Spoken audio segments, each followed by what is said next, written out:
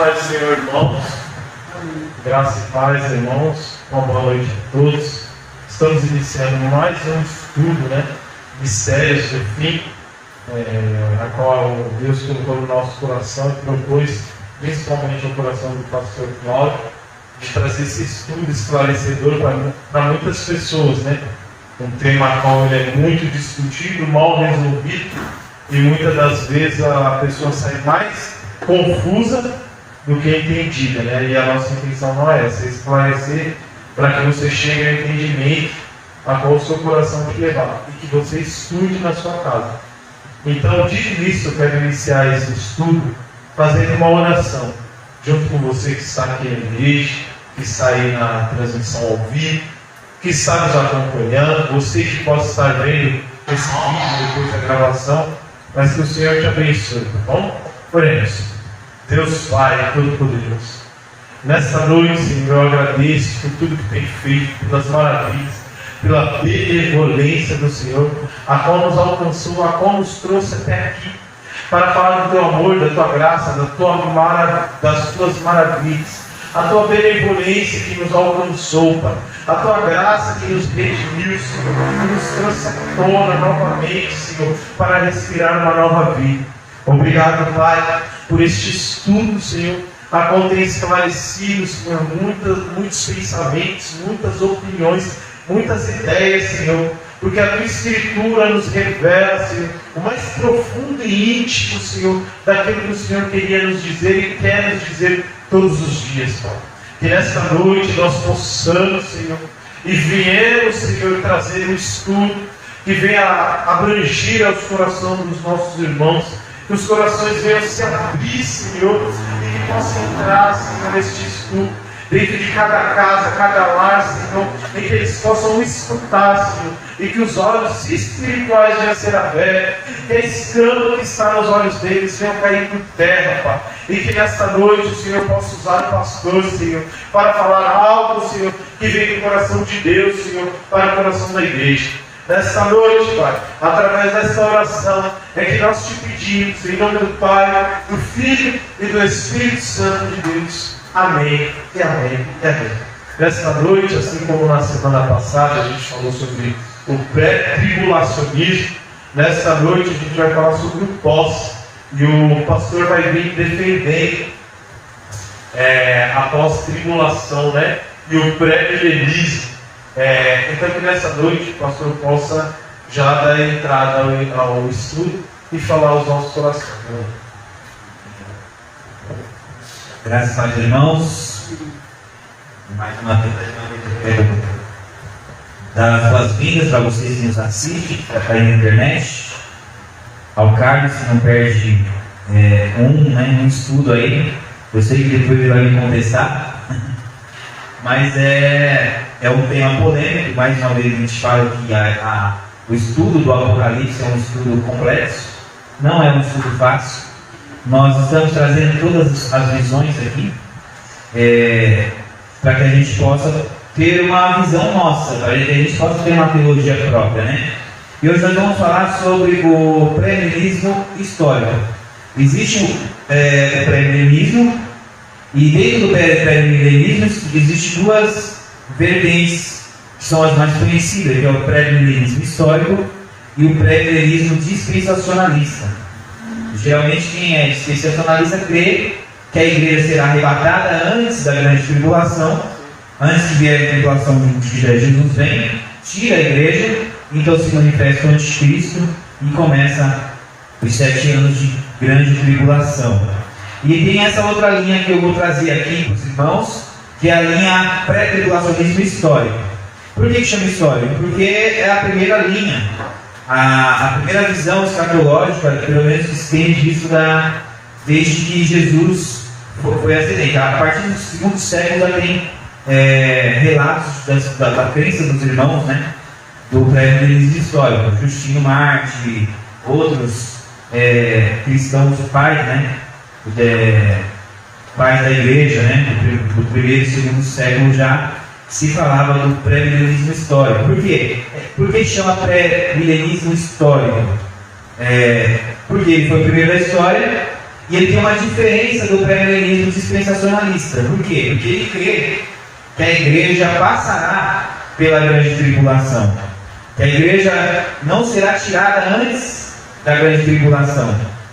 Eu cria também, eu era dispensacionalista, eu acreditava, e a grande maioria dos irmãos acredita que a igreja não vai passar pela grande tribulação, mas eu fui convencido por alguns textos e por algumas coisas que eu vou pontuar aqui, que a igreja vai passar pela grande tribulação.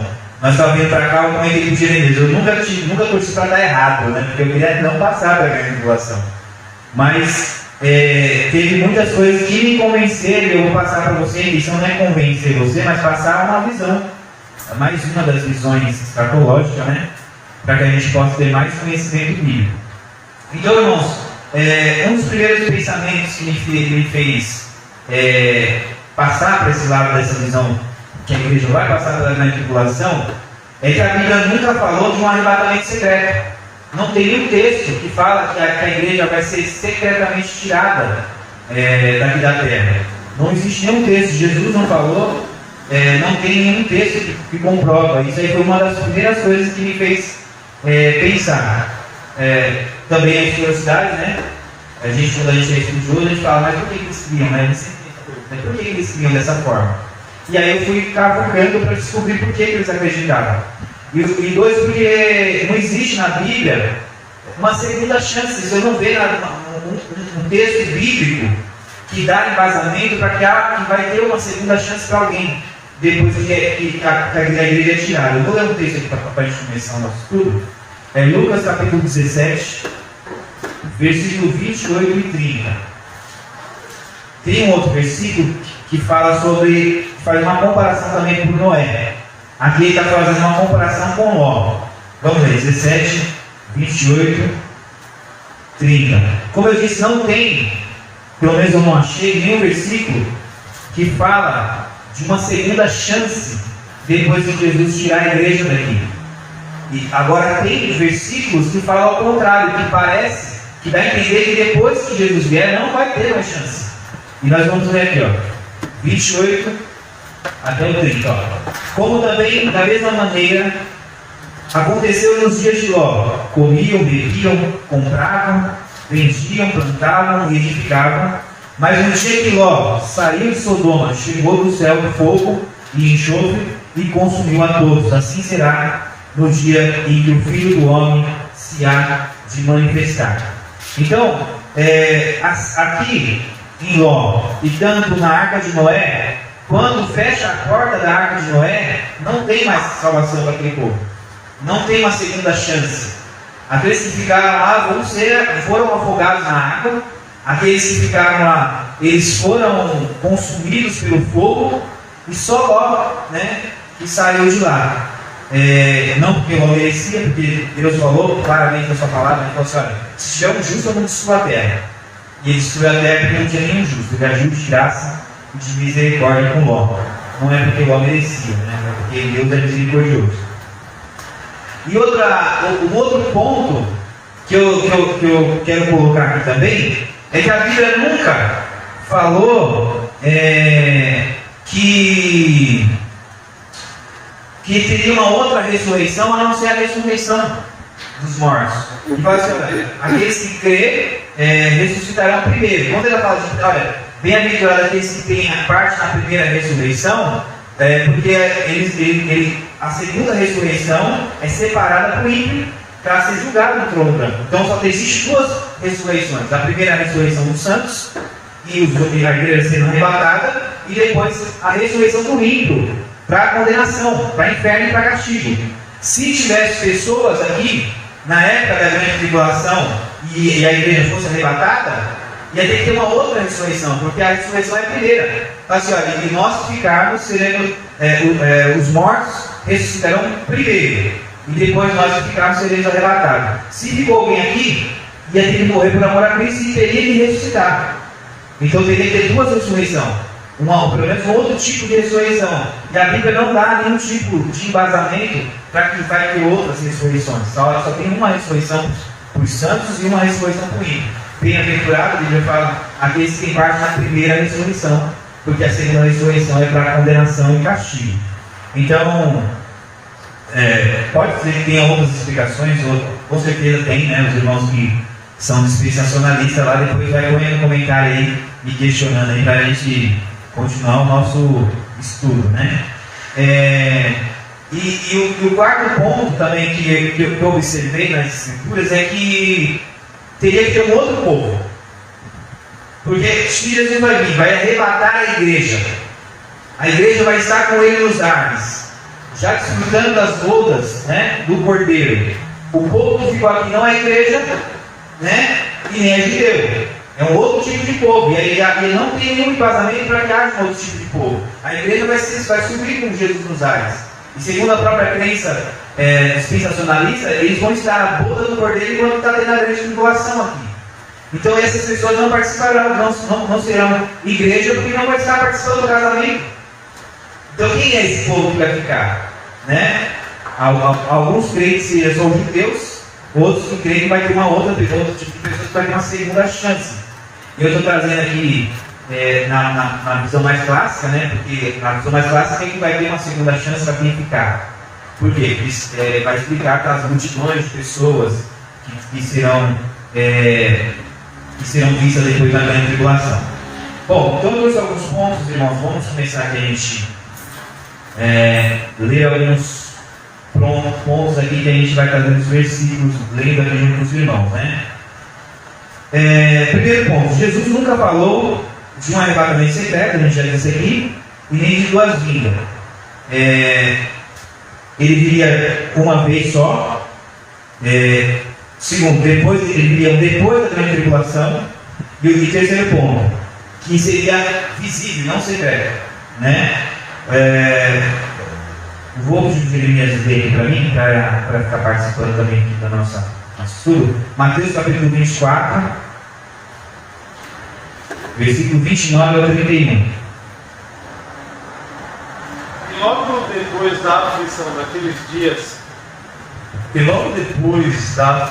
daqueles dias, o sol escurecerá, e a lua não dará a sua luz, e as estrelas cairão do céu, e as potências do céu serão abaladas. Então aparecerá no céu o sinal do Filho do Homem, e todas as tribos da terra se lamentarão, e verão o Filho do Homem vindo sobre as nuvens do céu, com poder e grande glória. E ele enviará os seus anjos com um rígido clamor de trombeta, os quais ajuntarão os seus escolhidos, desde os quatro ventos, de uma a outra extremidade dos céus. Então, irmãos, você observa aqui que Jesus, a vida de Jesus, todos que estão lá vão ver, vai ser uma vida onde não vai ser secreta. Jesus vai vir, todos vão ver, e fala do ajuntamento de todos os seus eleitos, de uma extremidade à outra da terra, supondo que seja o arrebatamento, né? Segundo a vida de Jesus vai ser visível, né? Nós lemos aqui no 26, 27, lê para mim, Jeremias. 26, 27, que diz assim: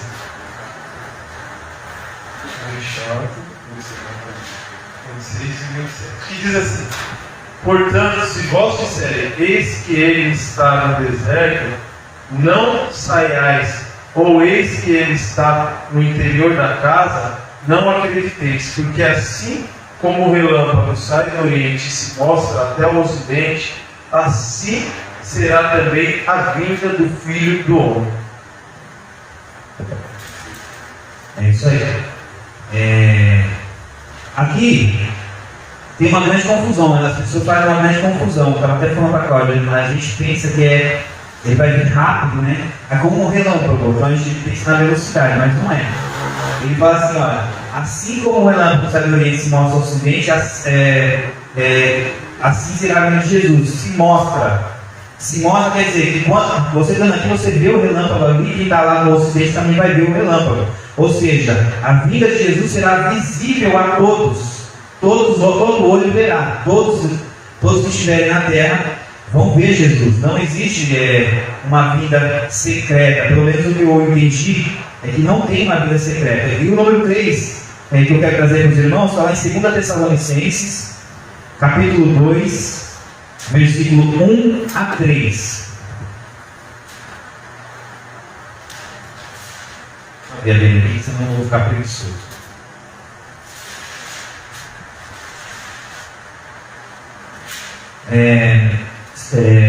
Segunda Tessalonicenses,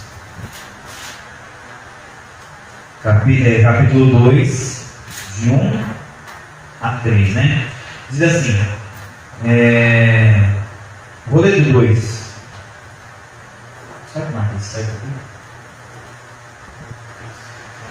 Capítulo 2, do 1 a 3, né?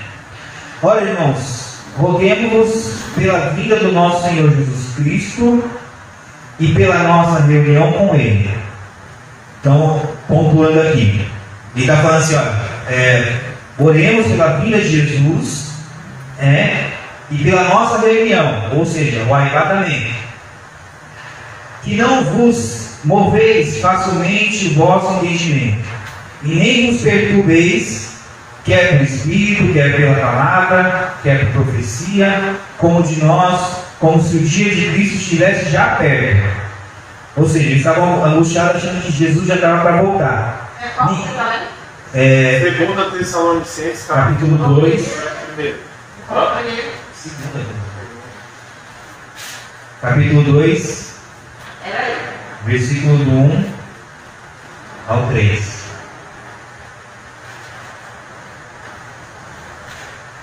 Tá. Eu vou continuar aqui do 3, tá? Ninguém de maneira alguma vos engane, porque não será assim, sem que antes venha a apostasia, ou seja, um abandono da fé, um desvio da verdade bíblica. Nós já estamos vivendo isso, né? Apostasia, e se manifeste o homem do pecado, o filho da perdição. Ou seja, o assunto aqui qual que é? É o arrebatamento, o encontro da igreja com Jesus nos ares. O arrebatamento.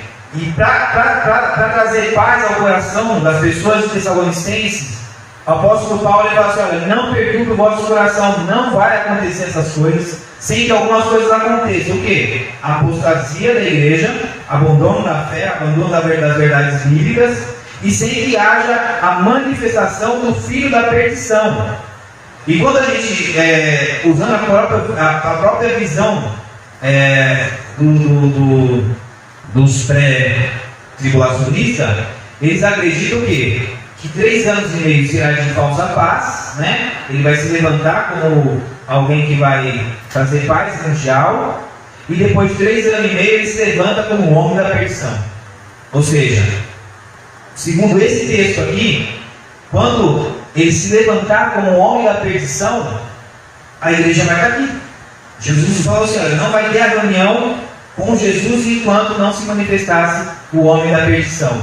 Então é um dos textos que eu trouxe aqui, que eu separei para os irmãos, que ao meu entendimento mostra que a igreja vai estar aqui quando vier a grande tribulação, quando a igreja, como ele falou antes, Cristo se manifestar como homem da iniquidade, né? Deixa eu ver aqui sobre mais um versículo aqui. 4. A primeira ressurreição terá, deixa eu ver aqui, eu nem terminei a ler. Terá os que estiveram na grande tribulação, ou seja, a Bíblia fala da primeira ressurreição. Qual é a primeira ressurreição? Nós lemos lá, né? 1 Tessalonicenses fala assim, olha, nós que estivermos vivos, né? Os que dormem ressuscitarão primeiro. Essa é a primeira ressurreição. Os que estiverem mortos ressuscitarão primeiro. E depois nós seremos arrebatados para encontro com Jesus nos ares. Mas aí o que acontece? Apocalipse capítulo 20, versículo 4 e 5 mostra que na primeira ressurreição vai dar pessoas que já estiveram na grande tribulação. Ou seja, quando tiver esses mortos que ressuscitarão primeiro, a igreja vai ter gente lá que passou já pela grande tribulação e ainda vai ter gente na grande tribulação. Deixa eu ler junto. Quer ler? Qual versículo? Apocalipse 20, 4. Assim. E vi tronos e assentaram-se sobre eles aqueles a quem foi dado o poder de julgar. E vi as almas daqueles que foram degolados pelo testemunho de Jesus e pela palavra de Deus, e que não adoraram a besta, nem a sua imagem, e não receberam o sinal na testa, nem na mão, e vieram e reinaram com Cristo durante 1000 anos. Mas outros mortos não reviveram até que os mil anos se acabaram. Essa é a primeira ressurreição. Então seja, na primeira ressurreição, está falando de pessoas que não aceitaram a marca da besta, nessa visão de João, pessoas que estavam na grande tribulação, né? Que não aceitaram a marca da besta. A marca da besta, nós sabemos, né? É um sinal da grande tribulação, né? Quando a besta se manifestar, as pessoas não vão comprar, as pessoas não vão vender sem que tenha a marca da besta. E isso aí mostra também, né? João 6,39, né? Quando Jesus fala assim: olha, as minhas ovelhas ouvem a minha voz, né? E eu as ressuscitarei no último dia. Então, quando fala desse último dia, né? Batendo aqui com esse versículo de Apocalipse, capítulo 20, João 4, 40, 44, sempre quando fala de último dia, está falando desse último dia, né? Então, a gente entende, eu entendi, né? Que a igreja vai estar na grande tribulação, e uma dessas provas é essa visão que João teve. Olha, João teve uma visão. Quem é esses que estão na visão de João? É aqueles que foram pela grande tribulação, aqueles que foram ressuscitados, que estavam na grande tribulação, e fazem assim, e essa aí é a primeira ressurreição. Ou seja, não teve uma outra ressurreição, é a primeira ressurreição. Se fosse duas ressurreições, falaram: olha, essa ressurreição então agora está tendo uma segunda ressurreição, e nessa segunda ressurreição estão aqui os caras que vieram da grande tribulação. Então, dá para entender que a igreja vai estar aqui, vai morrer por amor a Cristo, Jesus vai voltar e eles participarão, junto com o restante da igreja, da primeira ressurreição. 5. A ressurreição e o arrebatamento só acontecerá ao som da última trombeta. 1 Coríntios capítulo 15. Versículos 51 e 52.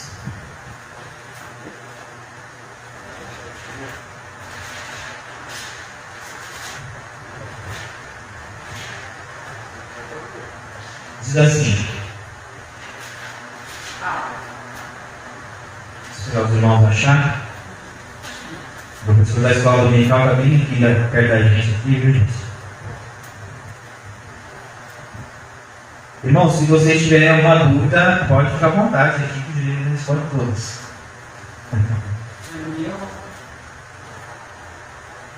Tem alguma pergunta, Marcos? Se tiver alguma pergunta? Não.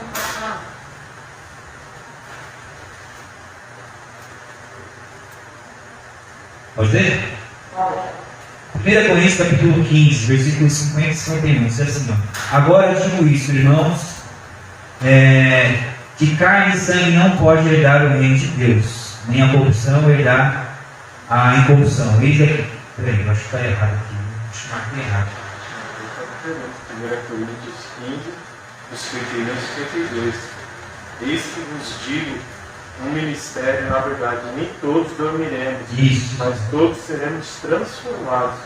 No momento, no abrir e fechar de olhos, antes a última trombeta, porque a trombeta soará e os mortos ressuscitarão, incorruptíveis, e nós seremos transformados.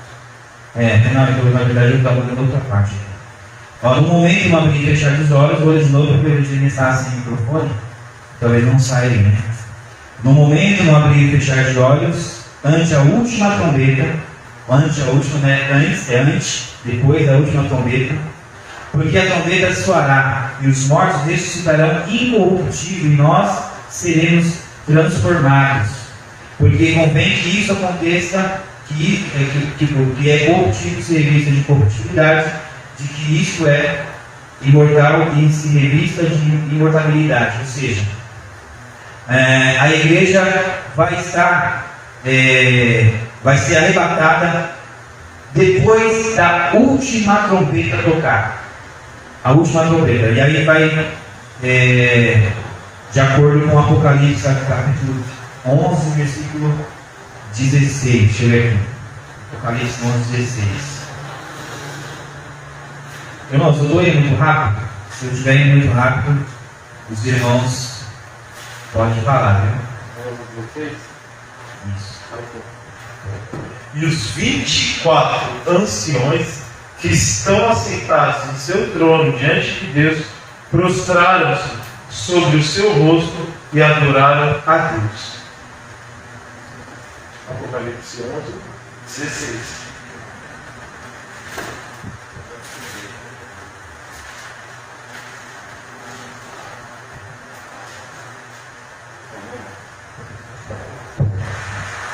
Então, irmãos, o que a Bíblia fala a respeito das trombetas é que sempre quando é a última trombeta,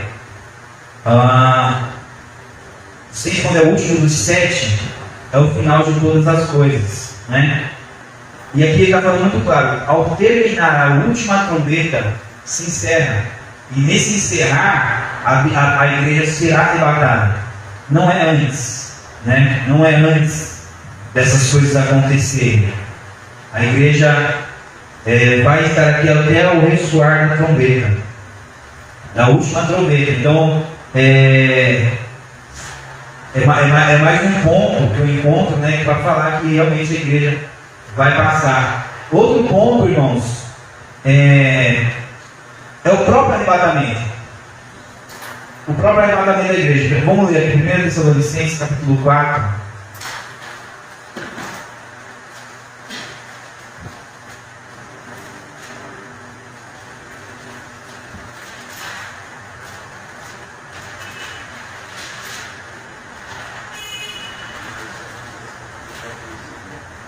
Versículo 14 a 18.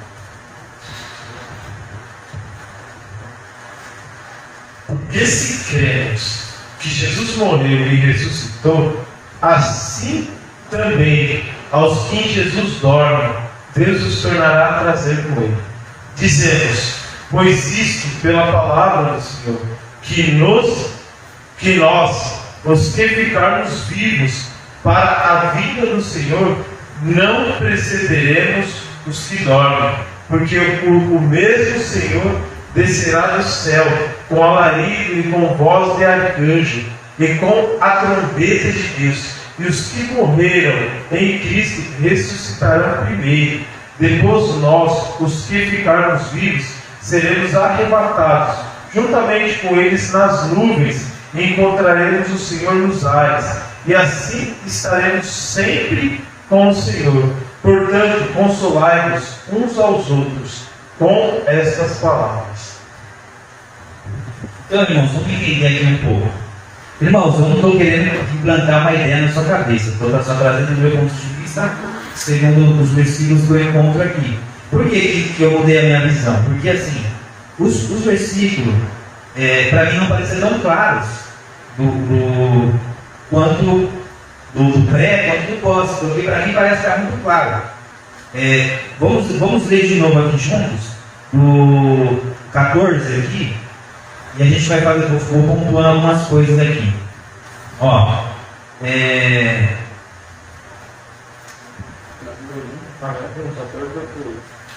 diz assim, ó, todavia fizestes bem em tomar parte na minha aflição, e bem sabeis também vós, os filipenses, né?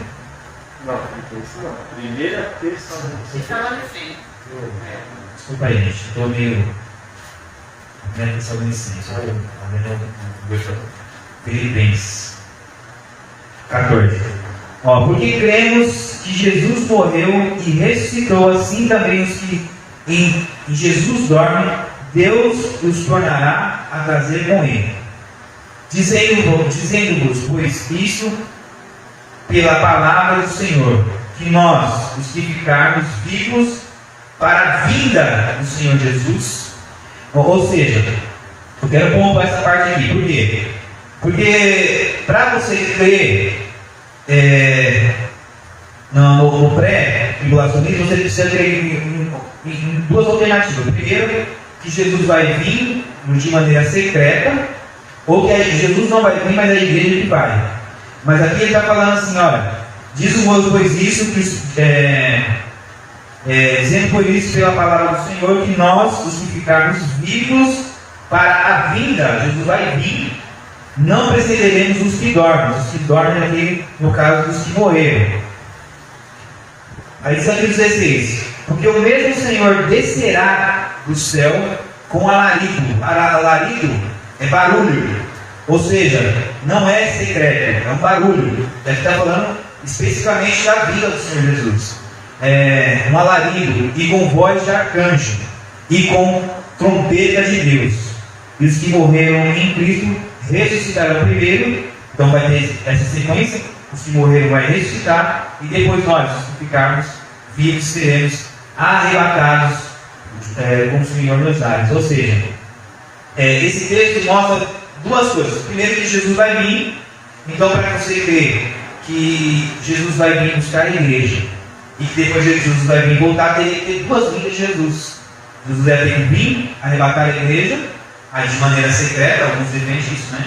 Jesus vai vir, mas vai vir alguns falam que é duas etapas, né? Ele vai vir primeiro secreta para a igreja, e depois ele vai vir para julgar junto com a igreja. Essa aí era a visão que eu acreditava também. Então eu acreditava que era duas etapas. Jesus tinha a primeira etapa, ia ligar para a igreja, e depois secretamente, né? A gente vê isso aí nos filmes, né? Deixados para trás, na novela da Record, que a pessoa está lá, Jesus vem, leva a pessoa vai embora e fica sua roupa da pessoa. A criança no berço aí fica sozinho, né? E aí o cara está no avião, o avião cai, acontece aquela tragédia, sai matando pessoas que estão vivas. Só que aqui está mostrando uma coisa: que quando Jesus voltar para buscar a igreja, vai vir um grande alarido, ou seja, um grande barulho, com som de arcanjos, com som de trombetas. Então, a não ser que a gente ache que não seja literal, né? Também pode ser uma visão. Não vai ser uma coisa secreta, vai ser uma coisa visível, né? E mostra também, não só que vai ser secreto, mas mostra também que, deixa eu retomar aqui o pensamento, eu fui falando, acabei.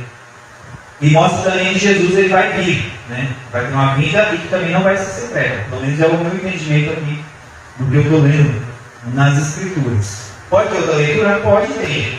Com certeza tem. Nessa parte que o João falou aí, que quando Jesus veio buscar a sua igreja, e aconteceram muitos acidentes, né? No caso aí seria essa parte que você fala é o pé, né? Que acredito nessa parte, né? Isso. E aí, no caso, os que são escolhidos ali subiram. E aí é que fica a outra parte que vai ficar para essa tribulação aí que o João está falando. Então, porque se fosse assim, porque se for do jeito que está, se fosse assim como o João falou agora, ia ficar muita gente, né? Quer dizer, esse pessoal vai ficar, eles teriam que ter, aí no caso, não, tipo assim, não faz o mesmo sentido, porque poucos iam subir também, né? Ia ficar muita gente aqui. Eu acho que tem que ser, eu acredito assim, que vão juntar todos, e aí, que foi escolhido, mais uma vez, os que ficaram, acho que não tem mais oportunidade, mas aí tinha que preocupar. Então, só que a dificuldade, onde está a dificuldade para isso? Porque se a gente pensar que vai só escolher o resto que vão ficar para a condenação, aí não vai explicar os textos que falam dos que vieram da grande tribulação. Entendeu? Tem texto que fala que vai ter, na visão de João, nós vemos aqui, né? Se não é Apocalipse 20, né? que fala dos que ficaram na grande tribulação. Na visão de João, fala assim: quem são esses? Esses daí são aqueles que ficaram na grande tribulação. Então, vai ter pessoas no céu que vieram da grande tribulação. Então, o pré-tribulacionista, ele vai ter que falar que vai ter uma segunda chance. Sabe? Então vai ter uma segunda chance, pelo menos para se ficar. Vão ficar alguns, e aí esses da visão de João são aqueles que morreram na grande tribulação que tiveram uma segunda chance. Só que qual é o problema disso? Por que eu comecei a pensar? Porque assim, a Bíblia não dá respaldo. A Bíblia não tem um respaldo claro, ao meu ver, né? Não tem um respaldo claro que vai ter gente aqui para a segunda parte. Tanto quando ele faz um paralelo com as outras passagens bíblicas, quando ele faz paralelo com Jó, Sodoma e Gomorra, eu não vejo nenhum paralelo que dá pelo menos um indício de que teria uma segunda chance. Da mesma forma do dilúvio. No dilúvio não teve segunda chance. Só a família de Noé que foi na arca, selou a arca. Depois que selou a arca, não teve mais. Quando a gente vê as 10 virgens, também, as virgens imprudentes saíram para buscar azeite, o noivo chegou, não teve mais nenhuma das virgens que entrou mais para ficar com o noivo. Então, naquela parte que a gente falou nos tempos de Noé, que as pessoas vão estar casando ali, casamento, e o irmão entende sobre essa parte? Está bem informado nisso aí? Não, nessa parte eu acho que a gente também concorda, porque assim, quando fala, assim como na época de Noé, que ia ter uma grande depravação, né? Teve Noé, que as pessoas do mundo, não é cristão, para mim não é cristão, as pessoas do mundo não iam estar despercebidas e não dando crédito para a palavra verdadeira de Jesus. Porque foi assim na época de Noé. Noé estava fazendo a arca e as pessoas estavam se divertindo, se prostituindo, casando.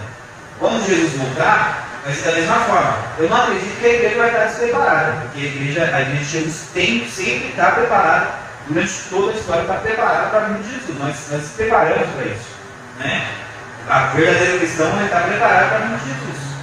Então, quando fala assim, olha, vai pegar todo mundo de surpresa, eu não creio que seja a igreja. Eu creio que seja um dos ricos. Porque na época de Noé não foi pego de surpresa, né? Noé não foi pego de surpresa, ele estava fazendo arca. Eu sabia que na hora era muito duro.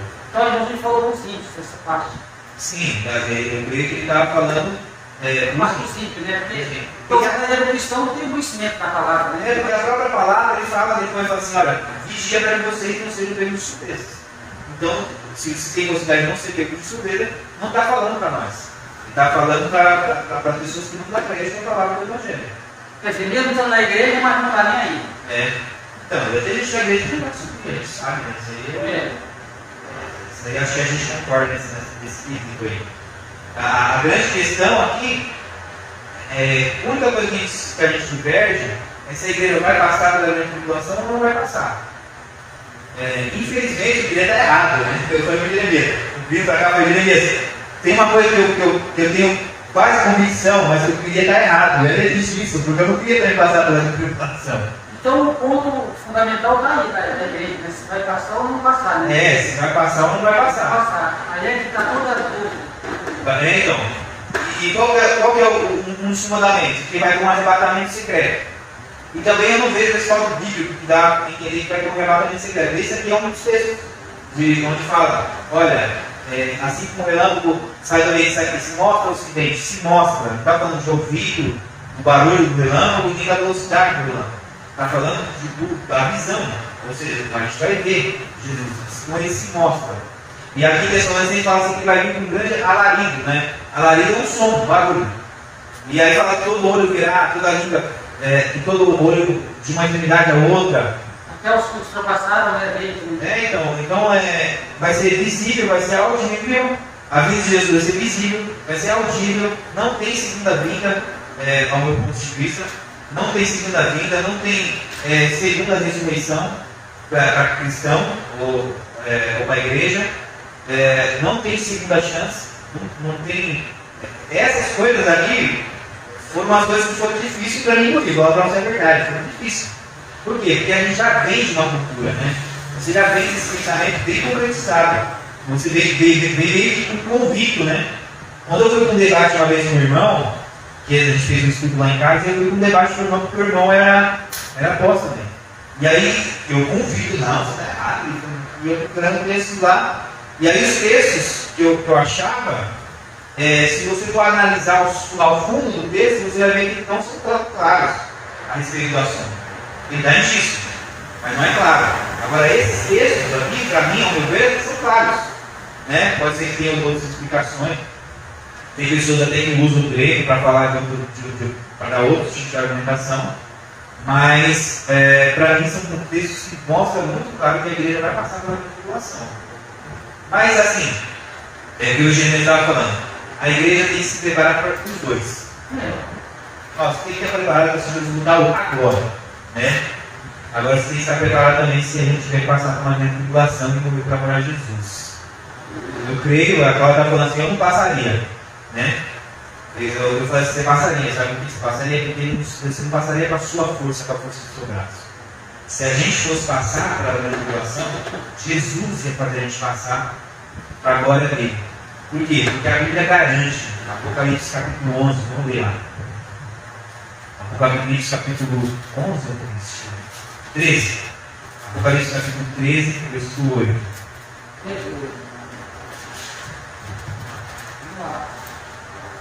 Aqui. Apocalipse 13, versículo 8. Aí você se pergunta, será que eu conseguiria passar pela minha tribulação? Aí fala assim, olha, eu vou ler o 7 e 8. E foi permitido fazer guerra aos santos. Quem é os santos? Nós, a igreja. E vencemos. E deu-lhe poder sobre toda a tribo e língua e nação. Ele teve poder sobre todos, línguas e nações. E adoraram a besta, né, o falso profeta. Todos os que habitam sobre a terra.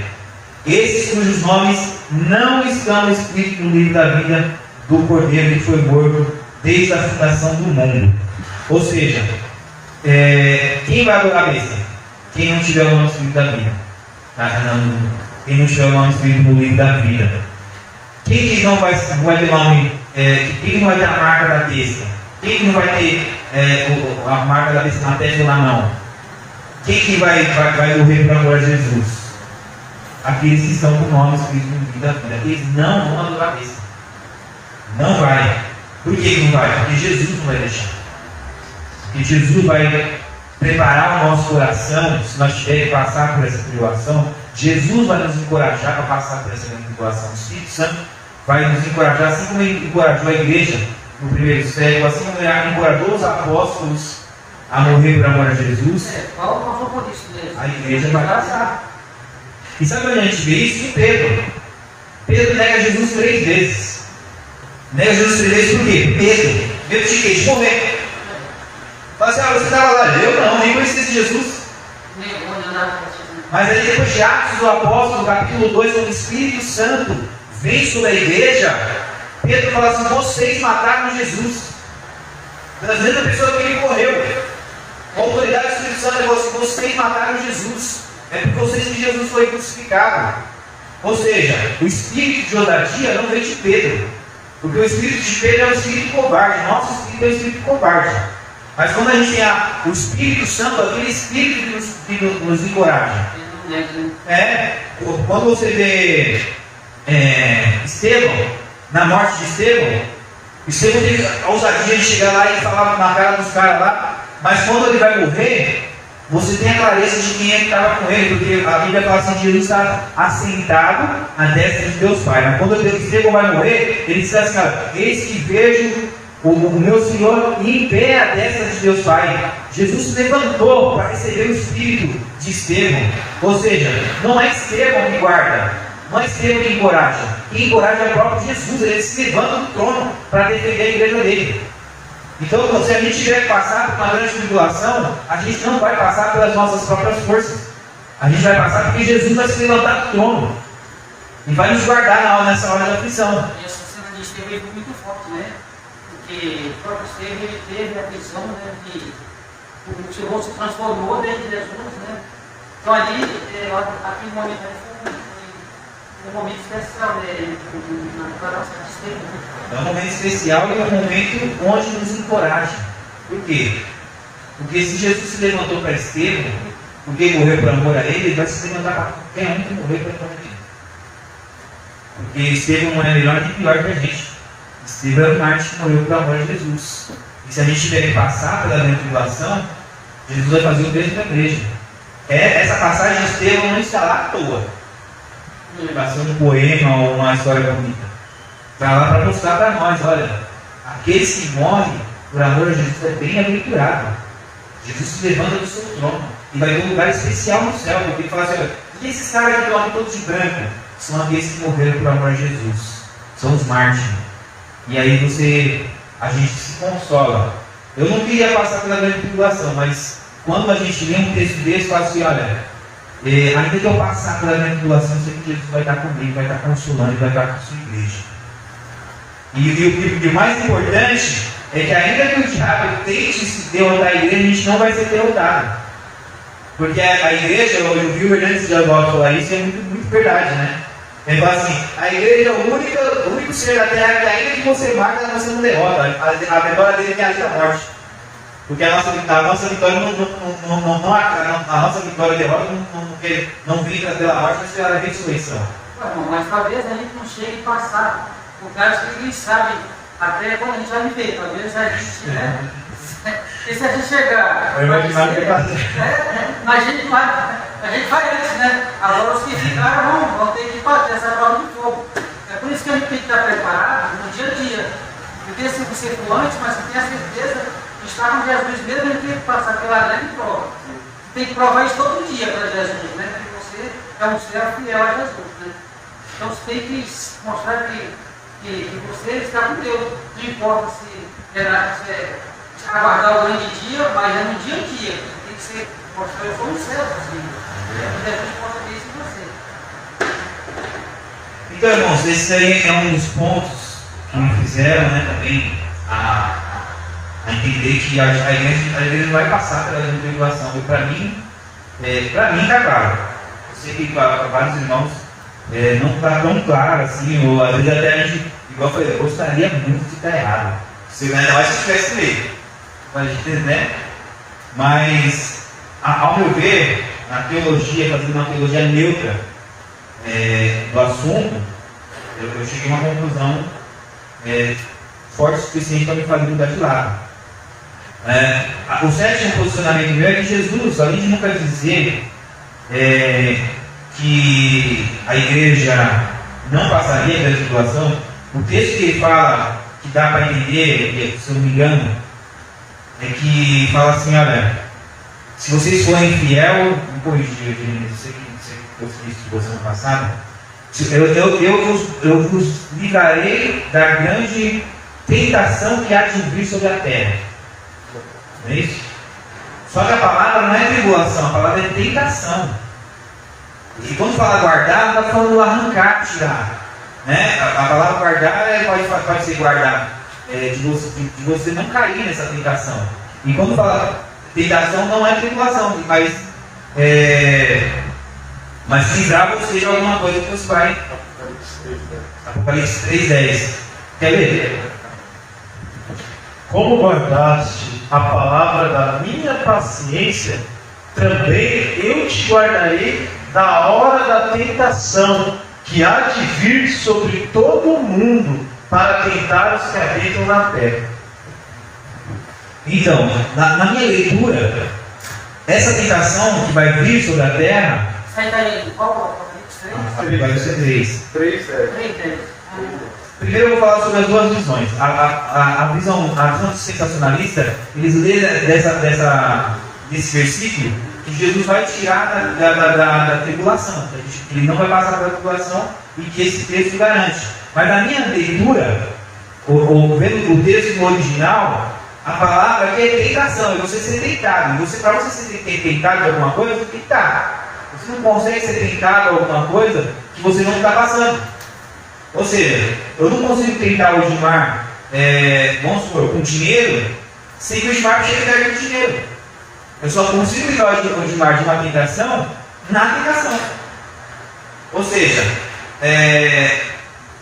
vamos supor, uma tentação, vai. Uma moça bonita, o cara fala assim, olha, o cara é casado, passou uma moça bonita lá. Para ele vencer a tentação, ou ele ser guardado da tentação, ele tem que estar diante da moça bonita. Porque senão ele não vai ser guardado de coisa nenhuma. Né? Não é uma tentação. Uma tentação, a palavra tentação é algo que te chama a atenção. Algo que te leva, que te chama a atenção para alguma coisa. Qual é a leitura disso? A tentação que há de vir é a aceitação da besta, a aceitação do anticristo, a aceitação daquele governo mundial, a aceitação de toda a maldade arquitetada, onde o mundo todo vai estar estruturado com o anticristo vai estar governando sobre tudo aquilo lá. Jesus vai nos livrar daquela tentação. Tanto que ele vai falar aqui, né? Nós lemos aqui. Olha, todos vão aceitar a marca da besta, a não ser aqueles que tiverem nome escrito no livro da vida desde a fundação do mundo. E outro ponto também que eu quero acrescentar já com esse texto é que assim, se Jesus voltar e algumas pessoas ficarem, aqueles que têm o nome escrito no livro da vida, não vão ter alguns terão o nome escrito no livro da vida e não vão ser salvos, pelo menos no arrebatamento. Porque se a pessoa já teve o nome dela escrito no livro da vida desde a fundação do mundo, e Jesus voltou, ela ficou, não foi o requisito para a salvação, não foi o requisito para ser arrebatada. Então ficaram pessoas que ainda tinham o nome escrito no livro da vida aqui. Pelo menos não tem argumento bíblico para me questionar isso contra mim mesmo. Assim, olha, dá a entender que vai ficar algumas pessoas que têm o nome escrito no livro da vida. Ou vai ter o arrebatamento, mas algumas pessoas que têm o nome escrito no livro da vida não vai subir e vai ficar. Entendeu? Não tem um versículo que pode casar. Talvez pelo menos não me conheça, né? Mas Jesus ele disse que a gente vai passar, né, da tribulação. O vídeo de Jeremias dele, lá em Mateus, de novo, 24. Mateus 24. Gente, tá, tem alguma pergunta? Não, por enquanto, mas pode seguir aí. Pensei que vocês iam fazer mais perguntas, porque é uma visão menos aceita, né?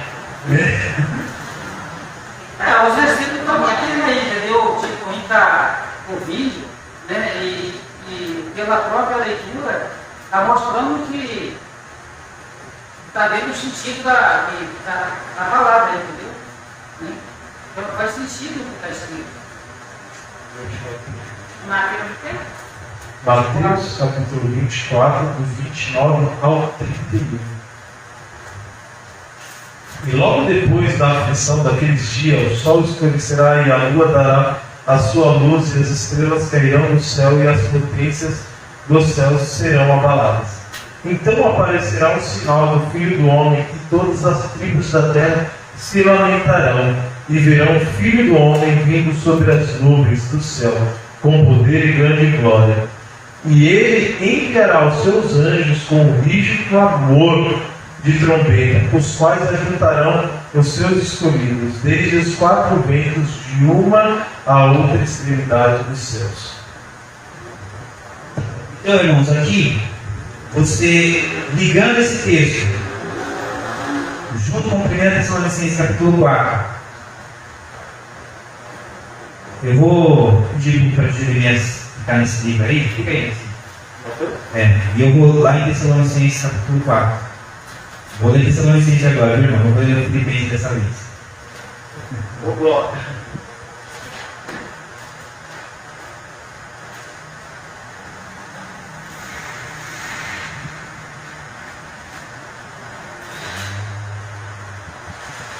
Primeira Tessalonicenses capítulo 4 diz assim, versículo 4.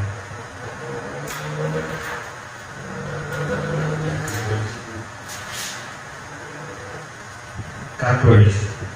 Diz assim, porque cremos que Jesus ressuscitou, assim também os que dormem em Jesus, ele os tornará trazer com ele. Dizemos vós, pois isto, pela palavra do Senhor, que nós, os que ficarmos vivos, pela vinda do Senhor, não precisaremos os que dormem, porque o mesmo Senhor descerá do céu com um alarido. Essa parte aqui, ó, versículo 16. Porque o mesmo Senhor que descerá do céu com um alarido e voz de arcanjo e com trombeta de Deus, e os que morrerem em Cristo ressuscitarão primeiro. Olha como que vai ser a vida de Jesus aqui no versículo 16. E agora lê de novo aí o versículo de Mateus lá.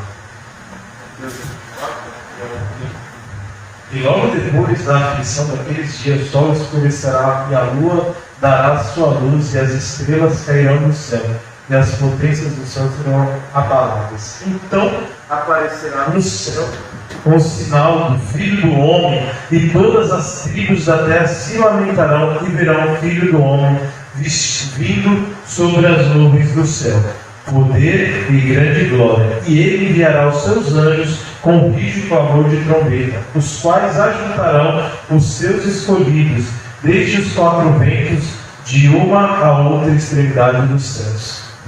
Qual foi esse aqui do meu? Mateus capítulo 24, de 29 a 31. Ou seja, irmãos, não parece que é dois eventos separados, é o mesmo evento. É o mesmo evento. E quando ele fala do mesmo evento, ele fala até da mesma forma, do som, do barulho e do ajuntar dos seus eleitos, dos seus escolhidos, de uma extremidade à outra. Aí ele diz aqui também, ele fala assim, olha, e a voz dos arcanjos, mesma coisa. E com a trombeta de Deus, os que morrerem em Cristo ressuscitarão primeiro, depois nós os que ficarmos seremos arrebatados com Ele. Ou seja, a igreja vai estar aqui com todas essas coisas, vai falar. E quando Jesus fala, e ele fala de uma grande tribulação, você pode ver que ele fala isso aí depois de uma tribulação. Não é antes de uma tribulação, é depois. As coisas já aconteceram, já passou a tribulação, Jesus veio, né? E é importante a gente falar também que a grande tribulação não é o derramar da taça do Cordeiro. Não é assim que a gente crê que a igreja passará pelo derramar da ira do Cordeiro. São eventos separados. Nós cremos que depois da grande tribulação, Jesus tira a igreja e derrama a taça da ira sobre os que ficaram. Entendeu? Então não são coisas semelhantes. A igreja não vai estar aqui no derramar da taça da ira. É importante a gente falar isso, eu falar isso, né? Eu estou falando com a minha visão. Então, irmãos, para encerrar o ponto aqui, Apocalipse capítulo 6,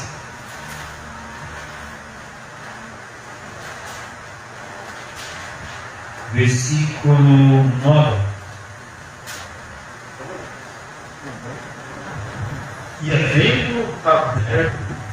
E havendo aberto o quinto selo, vi debaixo do altar as almas dos que foram mortos por amor da palavra de Deus e por amor do testemunho que deram. Então, irmãos, aqui eu vou ler de novo, gente, só para mim fazer o ponto, tá? E vendo aberto o quinto livro, o quinto selo, vi debaixo do altar as almas dos que foram mortos por amor da palavra de Deus e por amor do testemunho que deram. Então, quem são esses? A gente vai ver depois do decorrer do texto. E clamaram em grande voz, ou seja, eles que estavam lá no céu clamaram alguma coisa, dizendo: até quando, ó verdadeiro e santo dominador, não julgará e vingará os nossos sangue dos que habitam sobre a terra? Então ele está fazendo um questionamento para Jesus, mas até quando? Né? Você não vai estar com justiça sobre aqueles que estão na terra. Então, tinham almas de pessoas lá em cima no céu, almas, não é corpo, para muito claro, tinham almas lá, ninguém não tinha corpo nenhum lá ainda, e cada um foi dada uma comprida vestes brancas, e foi dito que repousassem ainda um pouco de tempo, até que também se completasse o número de seus conservos, ou seja, as pessoas que estavam com eles aqui na terra, e seus irmãos que haviam de ser mortos, como eles foram. Então, quer dizer, ainda tinha pessoas aqui na terra, na tribulação, eles tinham vindo da tribulação, as almas deles estavam no céu, aguardando a justiça de Jesus que viria para fazer justiça às pessoas que ainda estavam na tribulação. Então o João estava tendo uma visão das pessoas que morreram na tribulação e ainda tinha gente passando na tribulação nessa visão dele. Ou seja, não tinha corpo ainda. Ele falou assim: estou vendo as almas das pessoas que morreram na tribulação, as pessoas que estão na tribulação, e eles clamam pelas pessoas que ainda estão passando. Fala, até quando? É como se a pessoa estivesse indignada. Falando: Jesus, você está vendo o que está acontecendo na terra? As pessoas estão morrendo por amor ao seu nome. Faz alguma coisa, vai lá e age justiça. Você tem poder para fazer isso. Aí Jesus fala assim: olha, descanse mais um pouquinho de tempo, porque o tempo serve para todas as coisas. Então, o que dá para entender é que havia pessoas aqui passando, né? Pode ser que as pessoas falem, mas aí, pode ser que a pessoa fale assim, mas aí pode ser que seja as pessoas que ficaram depois do arrebatamento. Não é, porque se fosse, eles já tinham sido ressuscitados, porque a Bíblia fala, olha, e os mortos em Cristo ressuscitarão primeiro. E ele não está vendo corpos ressuscitados, ele está vendo almas de pessoas. Então, irmãos, eu não sei se eu desejo ter alguém, né, que acreditava nessa visão, ou que ainda acredita, ele está falando: olha, o pastor falou nada com nada. Né? Eu sei que tem muita gente que vai ter argumentos para falar ao contrário, a gente respeita também, mas é uma das visões de escatologia. A gente está com um tempo bastante correto, não atravessando muito tempo hoje. Não teve também tanta pergunta, né? Vou ver se o Jeremias quer fazer alguma pergunta para o Edmar responder. Mas, irmãos, essa aí é os textos que eu quis trazer, porque foi esses textos, num outro estudo que eu fiz. Eu era pré-tribulacionista também, eu era dispensacionalista, eu tinha todas as informações da dispensação, as contabilidades da dispensação, é muito corretas, a gente tem que falar, né? A verdade tem que ser dita. A visão dispensacionalista é uma visão muito boa, principalmente na contabilidade. Você vai comprar os anos, os 70, você vai ver que a dispensação cai certinho, não tem erro. É por isso que tem muita gente que acredita na dispensação. Mas olhando para os textos, no dia que eu fiz o estudo lá em casa, eu falei: olha, realmente eu preciso dar uma olhada direito nesses textos aqui, porque realmente dá alguma dúvida, né?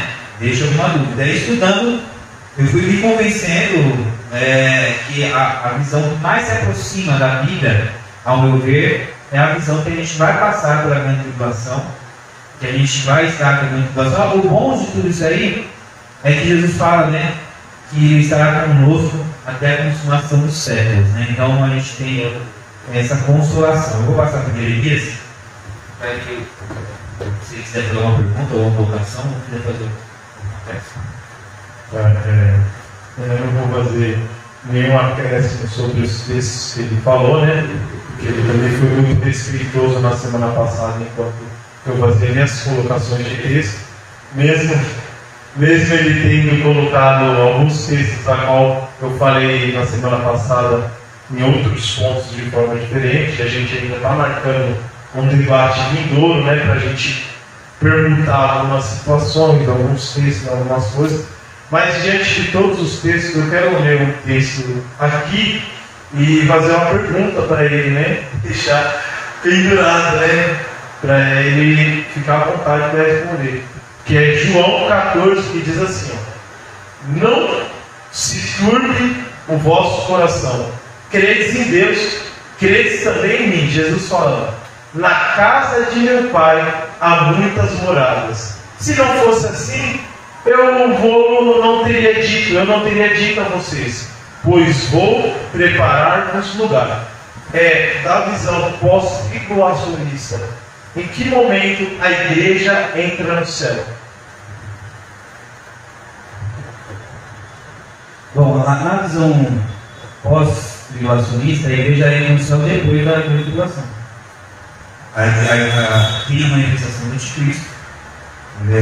A igreja vai passar pela tribulação. Quando vem o arrebatamento da igreja, a igreja vai para o encontro com Jesus dos ares. Ali, depois disso aí, Jesus volta e prende, né, a Satanás e os demônios. E aí começa o reino milenar. E aí é outra discussão, né, do reino milenar. Mas Jesus, essa morada, que a casa de meu pai há muitas moradas, não quer dizer que seja uma casa, né? A morada celestial não é uma casa, porque a casa que nós vamos morar não é o céu. Já começa por aí. Fala assim, olha, vai ter um novo céu, vai descer do céu, e vai vir ele vai estabelecer uma novo céu na terra. Então, quando fala com Jesus no céu, vai ser com Jesus nos ares. Quando a gente vai, a morada de Deus vai ser uma nova Jerusalém. A Apocalipse fala, e vir descer do céu novo, vir descer novo céu e nova terra, onde nós moraremos e reinaremos junto com Cristo. Né? Então, não sei se explicou, vai confundir mais. Mas essa casa de meu pai, além das moradas, ela vem no contexto, falando no contexto não estou nem falando no contexto escatológico, mas no contexto do próprio texto, ele fala de uma questão de tabernáculo, né? Uma questão de tabernáculo, tipo assim, o templo tem várias moradas, né? Então ele está falando de, se a gente for pensar no espaço físico, não é um espaço físico.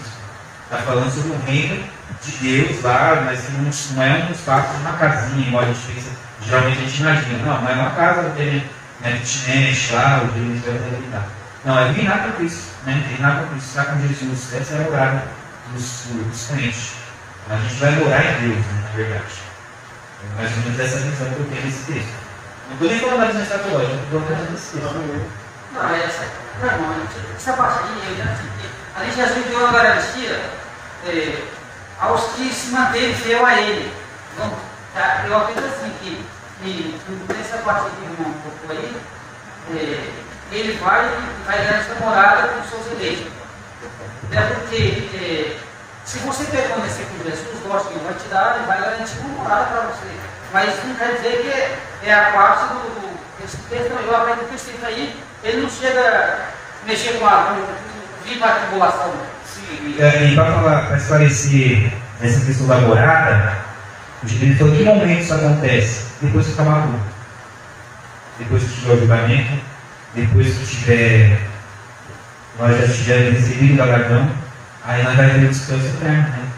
Então, quando Jesus fala assim: na casa de meu pai há muitas moradas, eu vou preparar um lugar para vocês. Esse lugar não é tribulação, esse lugar não é milênio, esse lugar é onde nós passaremos a eternidade com Jesus. Ali depois passar. Então, tem uma separação, a gente não pode misturar as coisas. Então há uma separação. Quando vai acontecer isso aí? Quando acabar todas as coisas. Quando Jesus vier julgar o ímpio para a perdição eterna e os salvos para a galardão. Eu tenho que estudar muito isso. Amém? Amém? Amém. Eu vou te chamar esse engajamento, né? Quando a gente for fazer aquele nosso debate, né? Acredito que semana que vem um outro pastor amigo, o pastor Cláudio, vai vir e vai expor um outro lado da tribulação, né? Que é o mid, né? Que é aquele que está assim. Não, ele é amilenista, né? Ele é amilenista. Tá? Ele é amilenista e pós-tribulacionista. Então, aí ele vai vir explicar essa parte. E provavelmente na outra semana nós teremos o debate final, fechando esse texto. Lembrando, a gente não vem para confundir, a gente vem sim para esclarecer, né? Então a gente vai questionar pontos, vamos falar pontos. Provavelmente não chegaremos a uma conclusão concreta, né? Não poderemos falar, tal coisa, matou um martelo, porque não está sobre nós esse poder. E ainda eu digo a muitos, né? Você pode se surpreender com o final. A gente pode estar debatendo coisas e no final ainda ser diferente do que a gente está falando, né? Você já ouviu algum pastor que tem muito conhecimento assim, que fala na internet algo sobre isso aí? Então, na internet tem um pastor que ele estuda só sobre o Apocalipse. Eu estou com ele agora. Sim. Ele tem um conhecimento muito grande sobre essa parte do Apocalipse. Do jeito que eu estou ouvindo um pouco dele, da mensagem dele, ele dá aula para quem quiser aprender, sabe? Ele dá curso para quem quiser aprender sobre o Apocalipse. Ele tem um conhecimento muito grande. Eu esqueci o nome dele agora, mas eu tenho ele.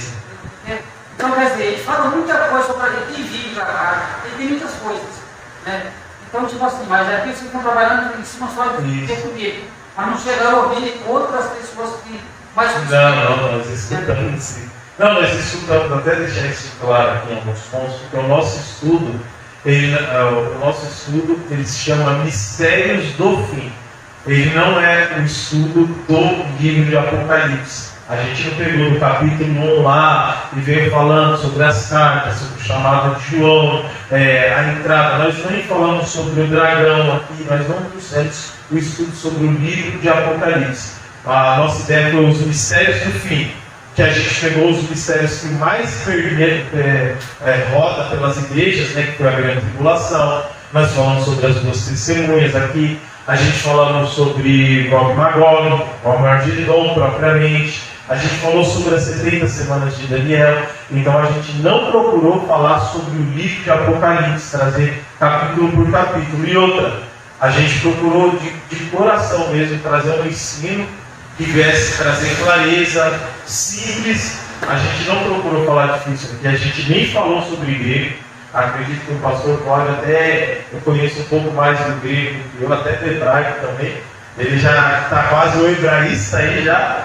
Então, em todas essas coisas a gente não falou as línguas originais, a gente trouxe conforme a interpretação do texto, a tradução do texto para nós. Se houve algum erro e alguma falácia nossa, que vocês possam aí comentar, né, e deixar para a gente. Então a gente procurou trazer o mais simples e viesse trazer clareza. Possa ser que outra hora a gente traga um estudo mais aprofundado, com palavras no grego, com outras interpretações dentro do Antigo Testamento, até isso, porque as palavras do hebraico no Antigo Testamento, ela pode trazer várias outras interpretações, e a gente acompanhou sim vários pastores. Eu mesmo assisti vários pastores, eu assisto, acompanho grandes pastores aí, de nome aí, que estão nas rádios, que estão no YouTube, que estão falando, e eles trazem sim, mas eu não vim para trazer o estudo deles, eu procurei da minha forma interpretar, entender, até mesmo para não ter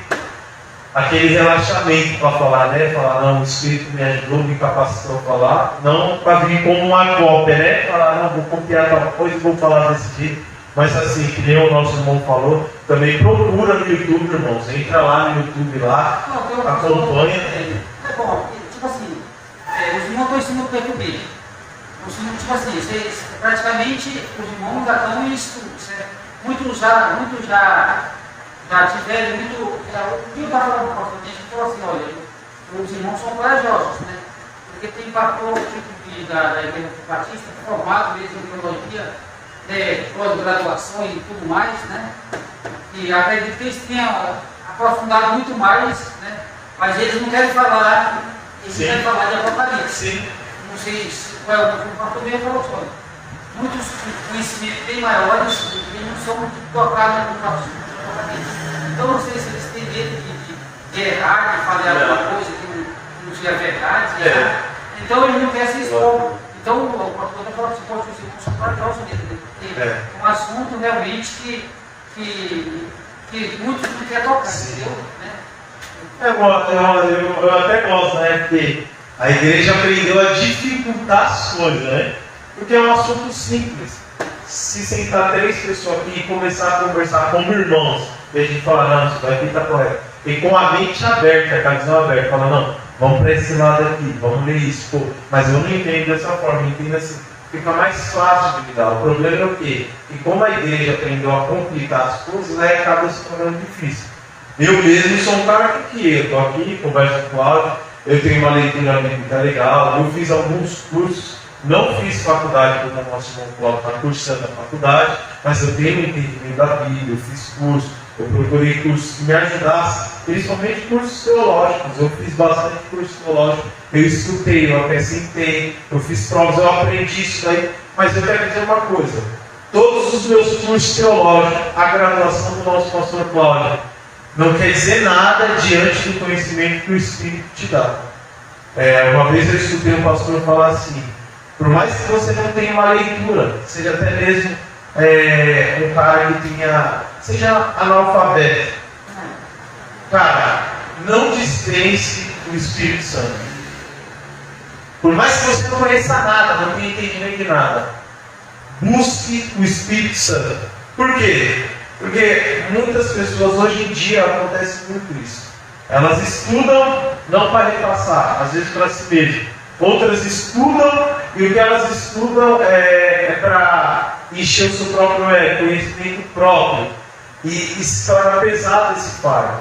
Mas quando são pessoas direcionadas pelo Espírito, que buscam o Espírito Santo de Deus, talvez eu estou falando aqui com vocês hoje, da simplicidade, do amor, e amanhã posso ser que eu tenha conhecimento mais profundo. Mas eu procurei antes adquirir a simplicidade, o amor, os frutos do Espírito, para poder falar aos irmãos. Então, quando você procura primeiro o conhecimento e depois o dono do conhecimento, aí fica difícil. Procura sempre primeiro o Espírito. O Espírito ajuda a gente em muitas questões. E outra, tinha tantos textos na Bíblia que eu tinha um entendimento errado, aí eu falava assim, Senhor, nossa, isso daqui e tal. E às vezes a pessoa está esperando o próprio Deus vir falar com ela. Por isso você tem que ter a mente aberta. Porque às vezes eu entendo um texto aqui, nossa, esse texto é isso, isso. Aí vem o Cláudio, e eu estou esperando Deus, estou esperando isso, aí meu pai fala, não, mas esse texto aqui quer dizer isso. Aí eu olho, eu falo, nossa. Você entendeu? Aí Deus usou como Cláudio. Sabe o que é importante também? Trazer esse estudo, mesmo polêmico, para a igreja não cair em heresias. Porque se você foge de um assunto porque é complicado, você abre margem para que as pessoas falem o que elas quiserem sobre o texto. Então, igual a gente está falando, tem outras interpretações, mas essas interpretações têm que ser baseadas na Bíblia. Porque se você está falando não tem embasamento bíblico, você cai numa questão de heresia. Então, o que acontece? Vai tocar o direito. Mas esse pastor, ele vai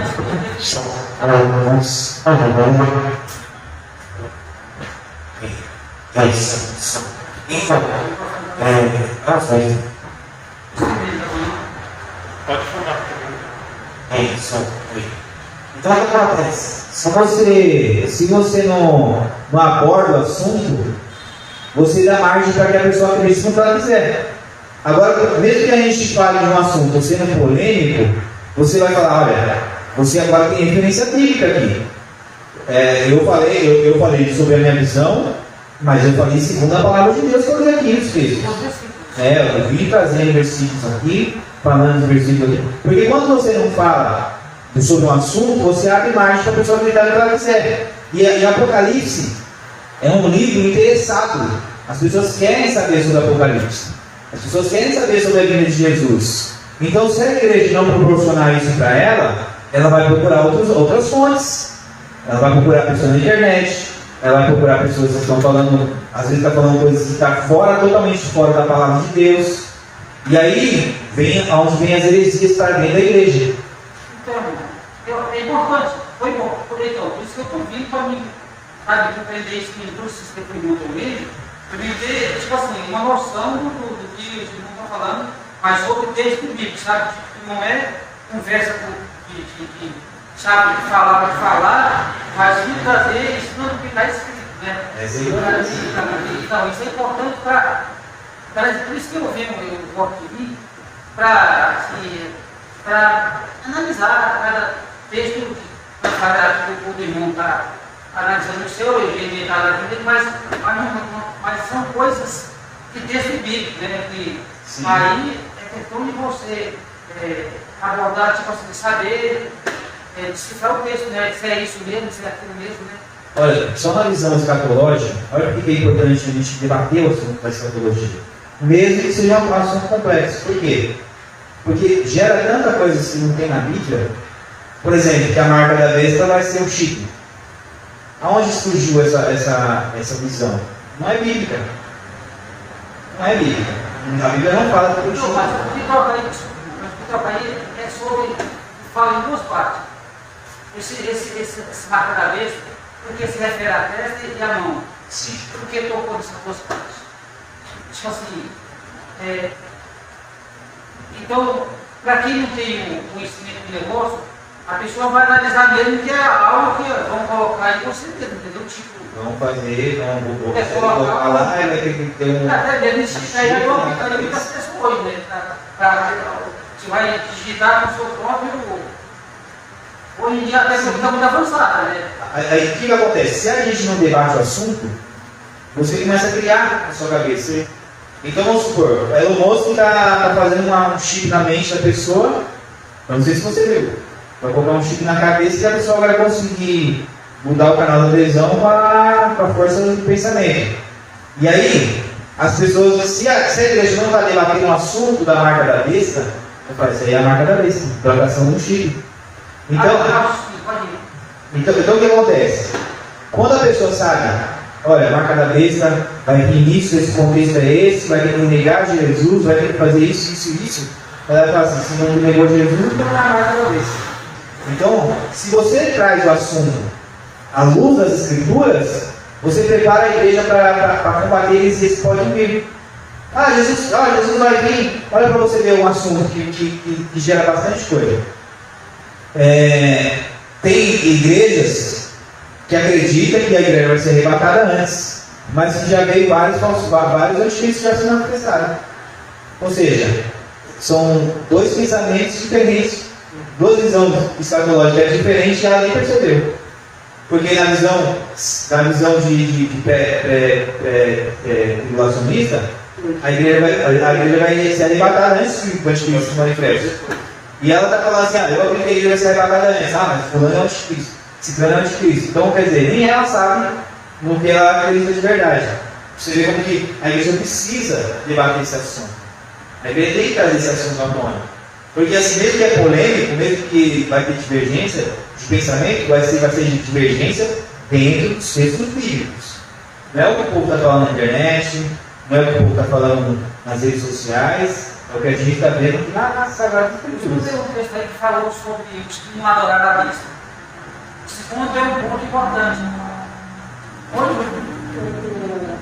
Esse fato aí, que eles não adoraram a besta. Então quer dizer, qual é a adoração à besta? Inclui tudo essa parte que fala, olha, que prostituição, negar Jesus, e essa parte inclui tudo essa parte de adorar a besta. Tanto na visão pré na pós, a pré acredita que as pessoas que ficaram e o pós devem ter a igreja. Tanto no quanto o outro vê que as pessoas de Deus, eles não vão aceitar o domínio de Satanás.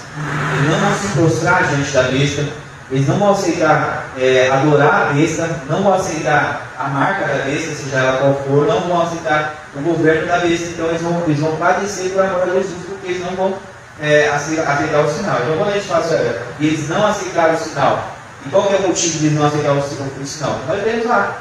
É porque eles tinham um nome escrito no livro da vida. Todo aquele que tem um nome escrito no livro da vida não vai aceitar a marca da besta. Jesus não vai permitir, porque eles já são de Jesus. Já tem o nome deles lá escrito no livro da vida. Então, quando você não vê a Bíblia falar assim, eles não aceitaram a marca porque eles foram corajosos, eles aceitaram a marca porque eles foram bons.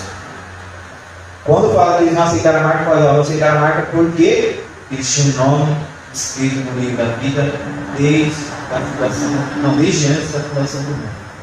Então, antes da fundação do mundo, Jesus já falou que eles não iam aceitar a marca da besta. Já estava determinado por Jesus que eles não aceitariam porque eles tinham o nome escrito no livro da vida. Então, eles não aceitaram o nome de Cristo porque eles não vão aceitar. Quem é de Deus não vai aceitar a marca da besta. Então, é uma visão que é interessante essa pergunta, porque é uma visão que acha que a gente vai ser enganado, né?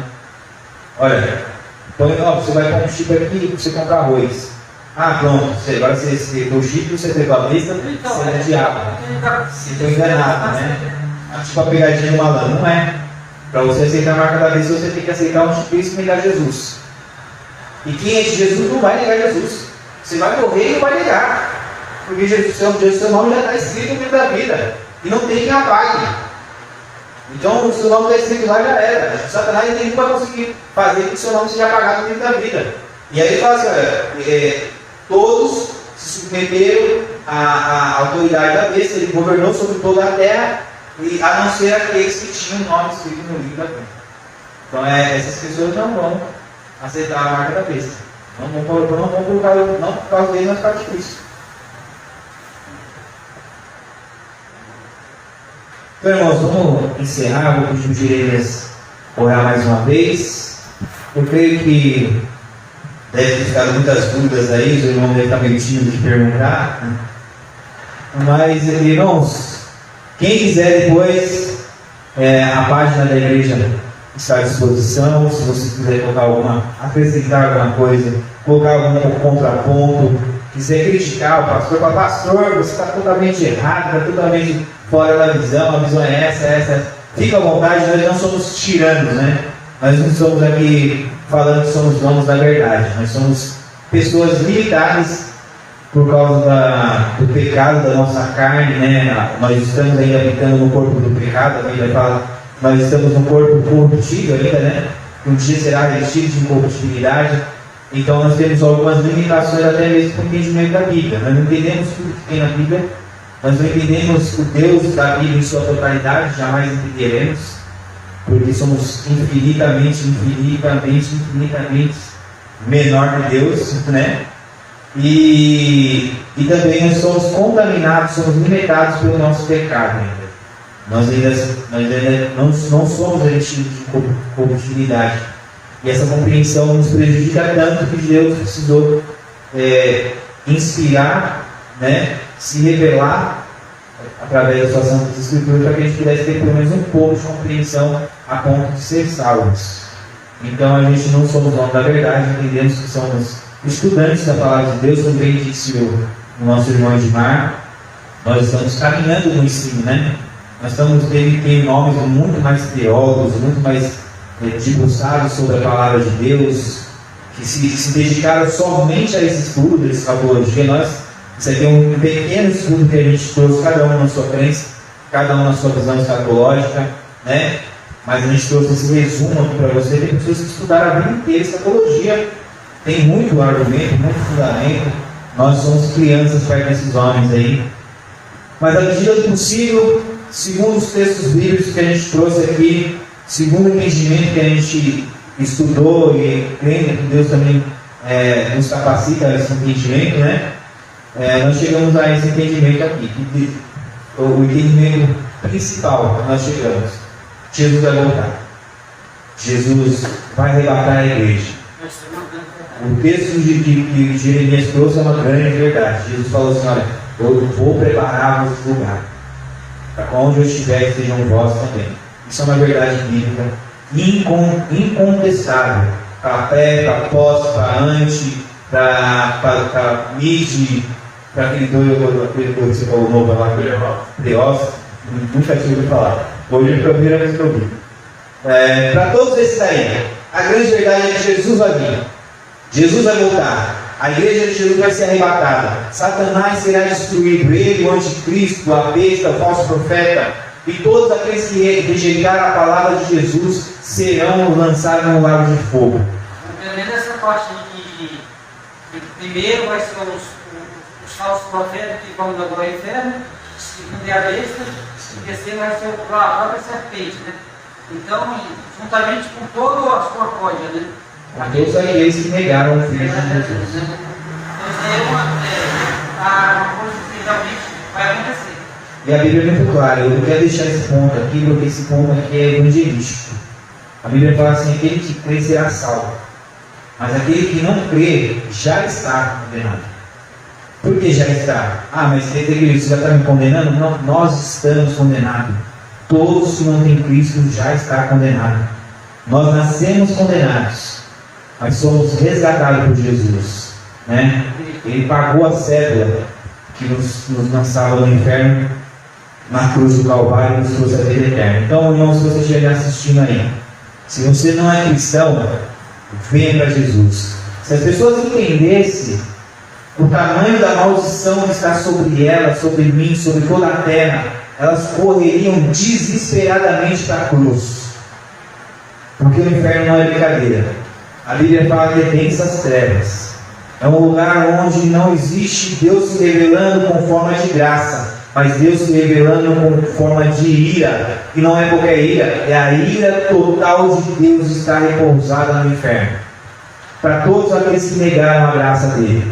Ele abriu mão do seu filho. O seu filho não se negou a vir e morrer na cruz, não se negou em se reduzir à forma humana, não se negou a padecer por nossos pecados, mas a gente precisa aceitar essa graça. Aqueles que rejeitam essa graça, o castigo é a eternidade junto com Satanás, a besta, o falso profeta, o anticristo e todos aqueles que negarem essa verdade. Então, essa é uma grande verdade. Nós, a humanidade, quando eu falo nós, eu estou falando sobre toda a humanidade, estamos debaixo de uma grande condenação, debaixo de uma grande maldição, chamada pecado. Não há nada que eu ou você possa fazer. O que precisa fazer, a única pessoa que precisa fazer, fez, foi Jesus. Ele morreu na cruz. E agora é só receber essa graça e viver para a glória de Deus, e o seu nome vai estar lá, escrito no livro da vida, o livro do Cordeiro. Que nem a besta, nem falso profeta, nem o anticristo, nem a marca, nada pode apagar esse nome do livro da vida. Ele garantiu, como nós vemos aqui, todos vão aceitar, menos aqueles que escreveram o nome do livro da vida. Amém? Tipo Jeremias, a oração final aqui para encerrarmos. Glória a Deus, aleluia. Nenhuma pergunta hoje. Os irmãos andando meio calados nos estudos. A moda meio quietinha, né? Eu queria estar de ouvinte hoje, como o Cláudio também queria estar semana passada, né? Para perguntar bastante. Mas eu sei que, de toda forma, Deus tem um propósito através desse estudo. E eu acredito que Deus vai atingir este propósito a qual Ele quer nas nossas vidas. Amém? Vamos orar ao Senhor para encerrar. Senhor, meu Deus, meu Pai, Todo-Poderoso, eu agradeço a Ti, Senhor, por todas essas coisas, Senhor. Nessas coisas, sim, somos mais do que vencedores. É porque a Tua graça nos chamou, nos remiu, nos trouxe à tona, Pai, novamente, Senhor. Para nós enxergarmos a corrupção, a poluição, Senhor, que há dentro de nós, nesse corpo corruptível, Senhor. Mas chegará o tempo que o Senhor nos transformará, e este corpo corruptível se tornará incorruptível. E toda essa graça que o Senhor derrama sobre nós, derrama sobre o nosso coração, sobre a nossa vida, Senhor. Que o Senhor possa nos fortificar e nos fortalecer. Que o Senhor nos ajude, Senhor. Que o Senhor nos dê força, Senhor, para completar a jornada e chegar até o final da caminhada, Senhor, combatendo o bom combate no Teu nome. É que nós te pedimos, em nome do Pai, do Filho e do Espírito Santo de Deus. Amém e amém e amém. Glória a Deus, aleluia. Só deixar um último adendo, você que está escutando a gente, está assistindo a gente. A segunda sexta-feira que a gente deu o estudo aqui, o irmão tinha feito uma pergunta que ele dizia assim: olha, se segundo Hebreus capítulo 13, se não me engano, versículo 8, eu posso até trazer depois, ou 8 ou 7, sei que está escrito assim: ao homem foi dado o direito de morrer só uma só vez. E o irmão perguntou para a gente assim: se ao homem ele tem que morrer mesmo, ele tem que morrer, por que a igreja vai ser arrebatada e não vai experimentar a morte? E eu quero deixar aqui bem claro que a igreja sim vai experimentar a morte, porque o corpo da igreja morrerá. Esse corpo físico seu morrerá, o meu também morrerá, porque tem que morrer. A corrupção desse corpo tem que cair. Assim como haverá um novo céu e uma nova terra, também haverá um novo corpo. O seu corpo será restaurado. E este corpo que será restaurado, esse corpo novo que você vai receber, o velho morrerá. Amém? Queria deixar isso e agradeço a todos que nos acompanharam. Deus abençoe a vida de todos. E semana que vem estamos aqui de novo.